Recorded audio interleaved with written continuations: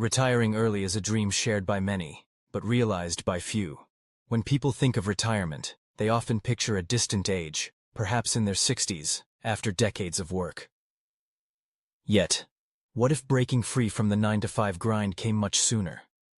What if financial freedom could be claimed at 38, and the rest of life shaped according to your dreams?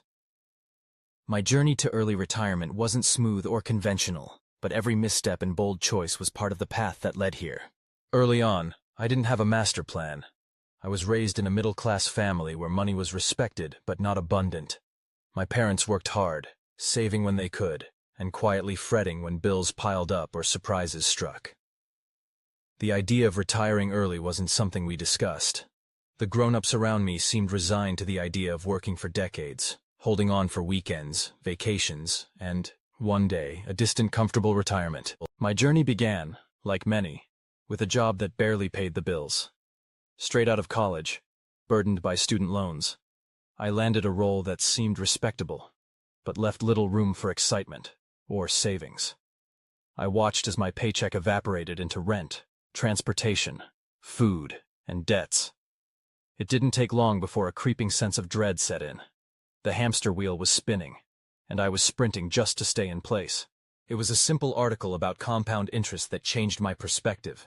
A single line: the best time to start investing was yesterday, the next best is today. Suddenly the math clicked. Saving early, even a little, could work like magic, but saving wouldn't be enough by itself. I would need to earn more, spend less, and invest wisely. I started small. Every bonus, every bit of overtime, every windfall was swept straight into a high-yield savings account. I lived with roommates, prepared meals at home, and made a sport of finding entertainment for free. While friends bought new cars or upgraded their apartments, I resisted lifestyle creep, choosing contentment over consumption, not deprivation over joy. Each dollar I didn't spend was a vote for an earlier escape from the grind. But reducing expenses was only half the equation. I realized early that earning more would accelerate my plan.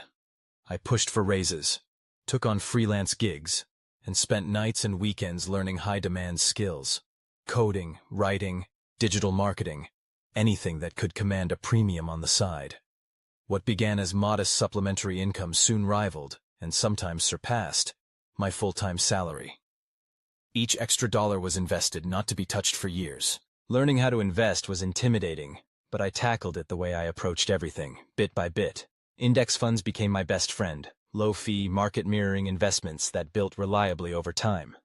I dabbled with riskier ventures, individual stocks, and a brief, hair-raising experiment with cryptocurrency, but quickly came to value the stability of slow, steady growth. I tracked my net worth obsessively, watching the numbers climb, celebrating each new milestone. With each net worth goal achieved, my target retirement age inched downward. My strategy wasn't just about money, it was about mindset. I made a deliberate effort to decouple self-worth from job titles or consumer status.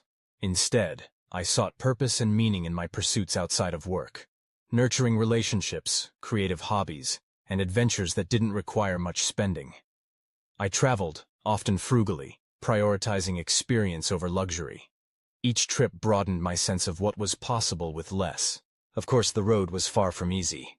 There were setbacks, job losses, unexpected expenses, the market's stubborn volatility. At times, it was tempting to abandon the dream and succumb to lifestyle inflation. But I reminded myself constantly, every temporary setback could be a setup for a greater comeback. I stayed the course, adjusting, rebalancing, but never abandoning the ship. The turning point came during my mid-30s, when I realized the numbers were telling a new story. With careful calculation, I saw that I could cover my annual expenses with passive income generated by my investments, even after accounting for inflation and unexpected costs. My enough was less than most people imagined, a reminder that freedom truly resides in knowing what truly fulfills you, not in accumulating ever more. I gave notice at my job, and while I expected to feel euphoria, what came first was uncertainty. If your identity has always been tied to work, what comes next? The initial weeks of early retirement were filled with a nervous energy. Was I doing the right thing? Would my money last? But soon I realized I had gained time, the rarest and most precious asset of all. In those early post-retirement days, I focused on health, relationships, and lifelong learning. I consulted, not because I had to, but when I found a project intriguing. I volunteered, mentored, and built things for the joy of creating, not for a paycheck. I traveled for months at a stretch, wandering new cities and old forests, breathing in the freedom I'd bought with years of discipline. Looking back, a handful of principles shaped my unconventional path. First, clarity. Know your why.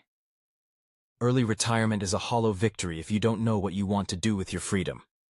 Set goals rooted in your values, not someone else's idea of success. Second, intentionality. Design your life with purpose. Every dollar spent or saved, every hour worked or invested, should point toward your desired future, not just autopilot spending or blind hustle. Third, flexibility. Plans change, markets fluctuate, life surprises. Adapt without losing sight of your goal. Fourth, patience. Compounding is slow at first, then seemingly magical.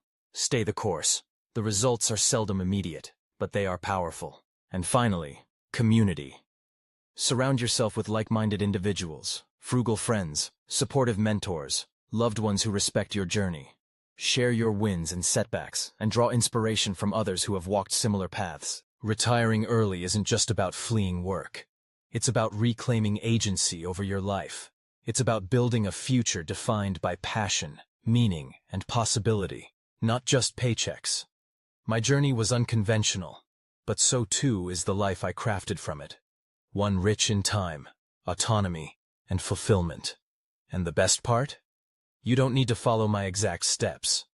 But if you start with intention, discipline, and a vision for what genuinely matters, an extraordinary path can open, one day and one decision at a time.